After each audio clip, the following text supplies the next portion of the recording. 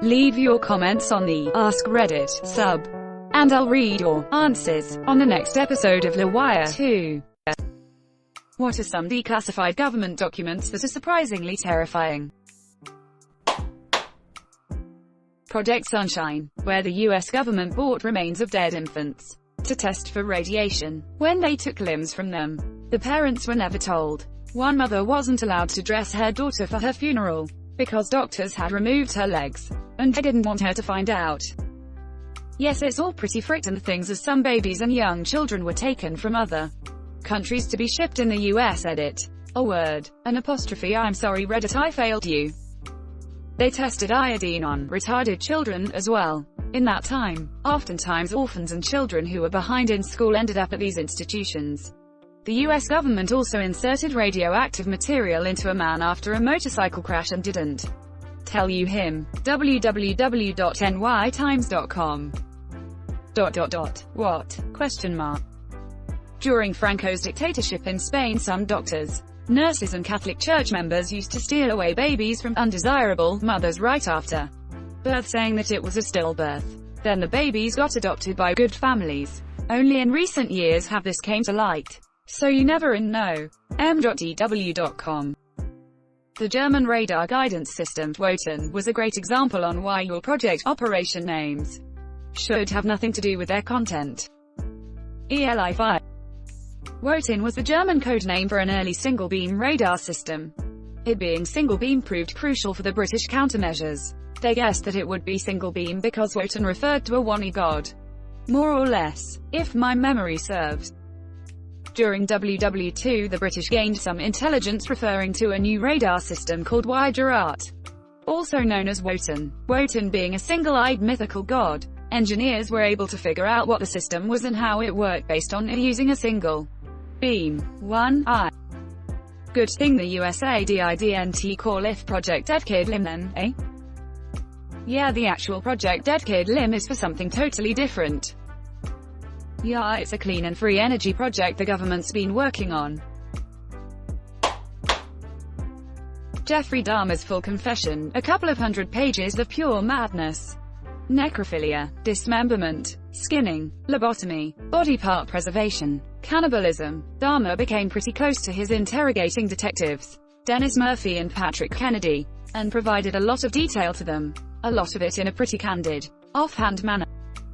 Confessions of serial killers, especially in prison, are notoriously untrustworthy. They take identity from boasting about their crimes even though it may not seem like boasting.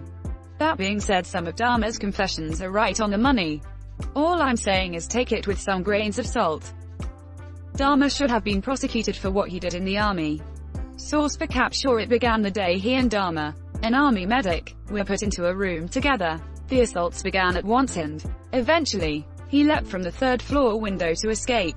I had probably been raped 8 to 10 times. I don't know. He was tying me to the bunk with motorpool rope. He took all my clothing from me. He would either beat me before he raped me or he would beat me after. As an army captain in the early 2010s, I can tell you that it's definitely still a problem. But it's getting better. The public's immediate access to information, looking at you, Reddit, has been a godsend for perception and the associated consequences. Even higher-ups are not immune to criminality, and information being readily available has bumped everyone down a notch. Edit. Thanks for the upvotes. I've had some people saying my post is nonsense. And to be fair, the system is far from perfect and we have a long way to go in holding the right folks accountable. But this exact post is how I believe Reddit helps people be aware. And public's access to information is exactly how we got rid of slime like Admiral Borcom in 2015. The US military doesn't have an effective justice system since they can just choose to be above civilian courts and handle it themselves. Especially back then, things get shuffled away with little to no consequence. It's getting better but still seriously broken from top to bottom. Probably the same way that sexual assaults go unpunished in the military even though it's pushing 20% in the Marines. I had no idea that he did while in the army. The most horrifying thing is that he was never punished for it and that this monster ruined so many people. Before he started his rampage of destroying men. What a horrible human. Another freaked up Dahmer fact is that he had a victim get away. A young, teenage male. The boy made it to cops, bloody and bruised. Dahmer caught up, told the cops it was just a lover's spat, and the cops sent a kid back with Dahmer. Dahmer killed him. Bloody and bruised doesn't begin to describe it. The guy had a hole drilled in his head with acid poured in it by that point. He also was Vietnamese and didn't speak much English, which contributed to the police not helping. I will never understand how the two main movies on Dahmer barely even touch the fact that he was a cannibal, necrophiliac butcher. Same thing with the recent Ted Bundy movie with Efron. Like really? Dude went back to his body dump sites weeks later, dug up his victims, and had sex with their corpses, and you're not going to mention that. Edit. I'm aware of the purpose of the Bundy movie. Nothing that anyone is saying is negating the fact that they could have alluded to what he did at the end of the film when it's revealed that he was in fact guilty. Instead, we end up thinking that he's just a serial killer, rapist, rather than getting the full picture that he was far more disturbed than that. He truly was a monster, as the title states, and a big part of what separates him from other serial killers is that element of ismo. WTF. Necrophilia is insane on its own, but to go dig up the bodies weeks later and then have sex with them is just, I can't even think of a word for that. The smell of a dead cat left for a few days in my neighborhood made me gag. Imagine a rotting human corpse. Could you imagine the stench? How did dude's dick not fall off after? I came here to enjoy my Sunday morning, goddammit. Reddit call info though. William Kelly, responsible for My Lie, had a sentence of only 3 years for murdering over 20 people. Jimmy Carter even led a campaign to pardon Kelly. The destruction was mutual. We went to Vietnam without any desire to capture territory or impose American will on other people. I don't feel that we ought to apologize or castigate ourselves or to assume the status of culpability. I took a military ethics class hosted by a professor who spent many years in Vietnam as a Marine captain. He personally experienced a colonel who operated with a doctrine called count the meat. Basically, the success of an operation was dependent upon how many bodies it made. The presumption was that they were all enemies. The sad thing is that is how the Vietnam War worked. America was operating on a strategy of attempting to kill as many VC and NVA as possible, rather than to secure ground and capture territory like in previous wars, working under the assumption that if they killed them all, there wouldn't be an insurgency anymore. You're absolutely right, but remember too that up to that point, America had never fought a real insurgency. There have only ever been a few winning counterinsurgencies won by a Western country.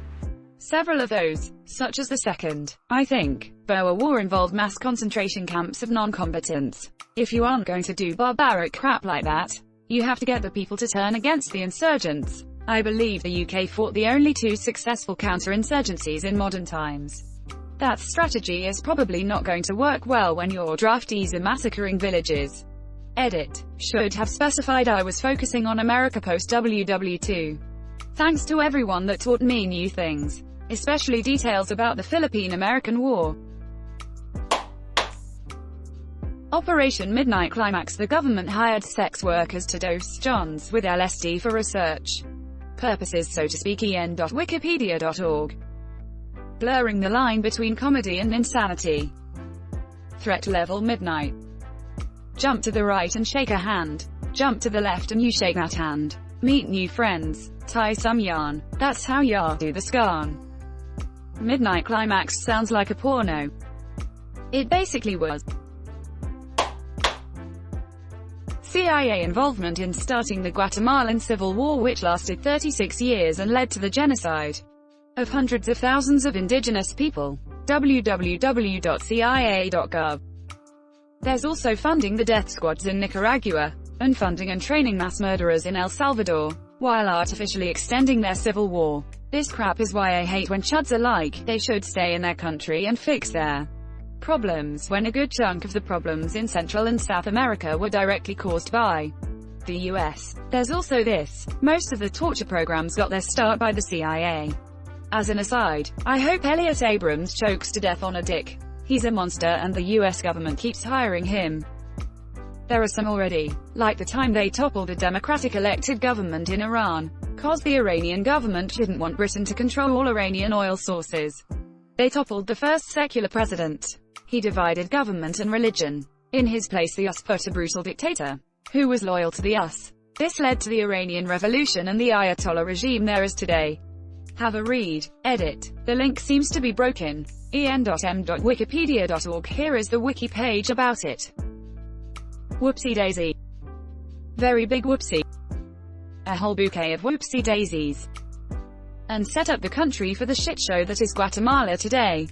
Just like Nicaragua, Guatemala is a beautiful country and the people are also beautiful, but as one taxi driver said to me, 25 families own everything in the country. Corruption is rife and the destabilization caused by the involvement of the US has been devastating for the country and its people.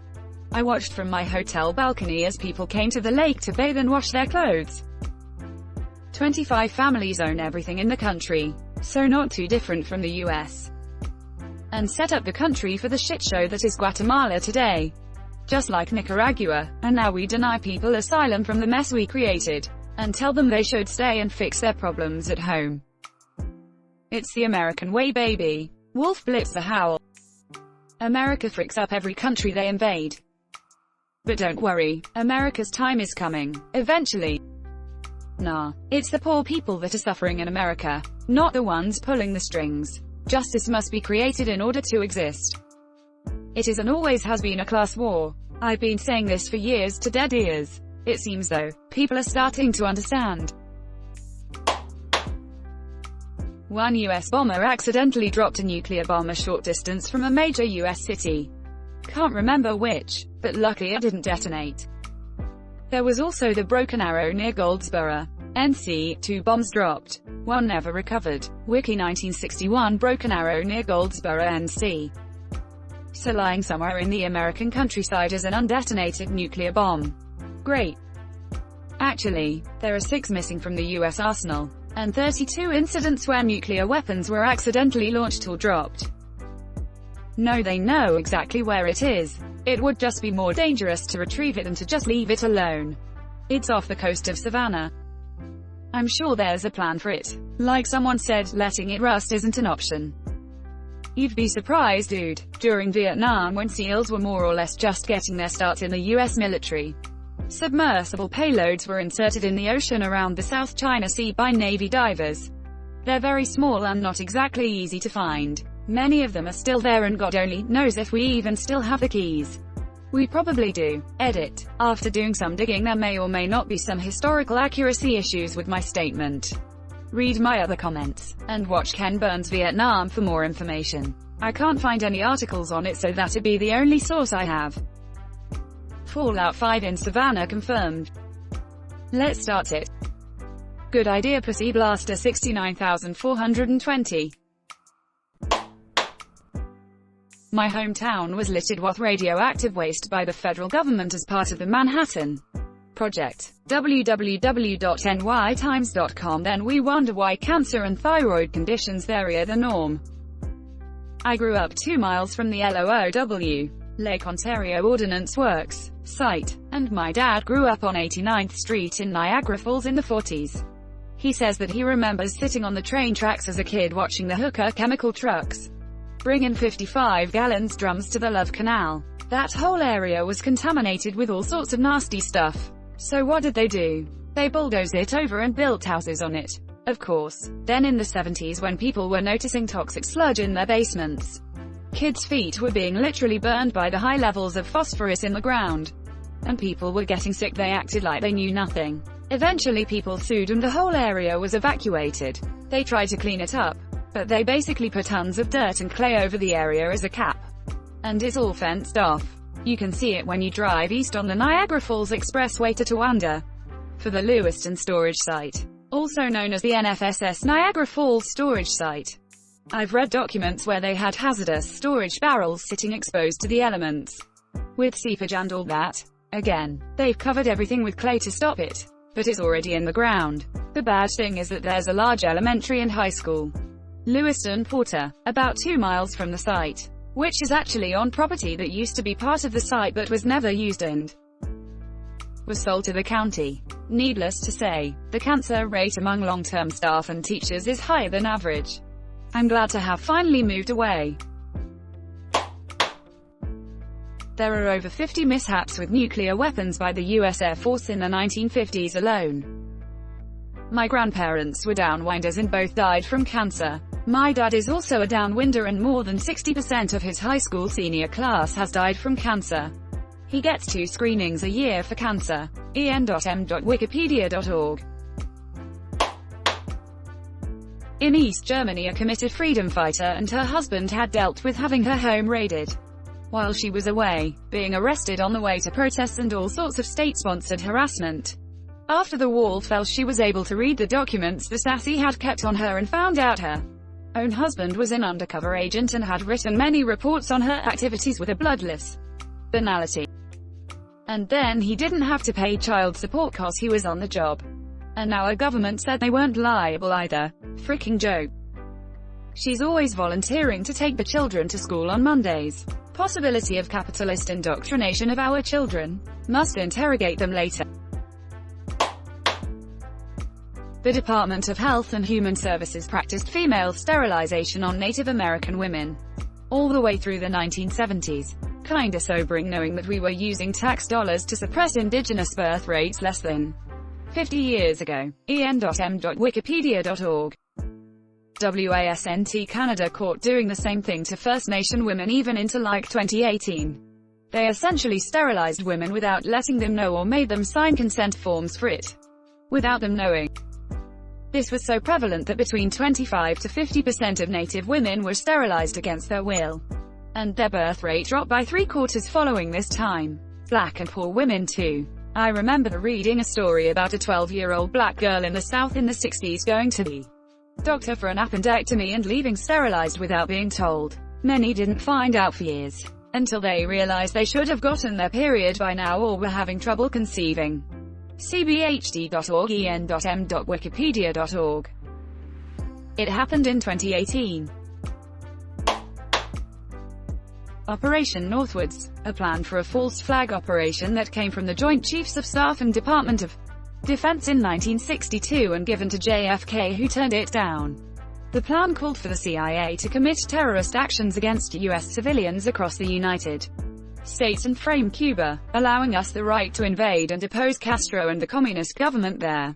It was declassified and can be found online at the JFK Library. Terrifying that no one knows or seems to care that this was suggested by our government to the president. My high school English teacher mandated that I read this. I didn't understand it at the time, but he was responding to my question I posed him. As an airborne vet, why do you seem so jaded in regards to US history and politics?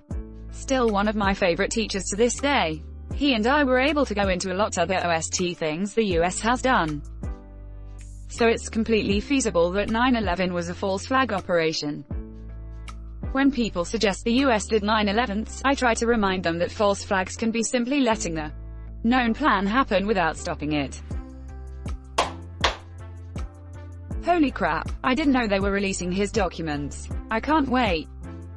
Yes, they're available to view in the book depository opposite the grassy knoll. They forgot to change the facts, again. The Panama Papers terrify me and they're not even classified. www.icij.org.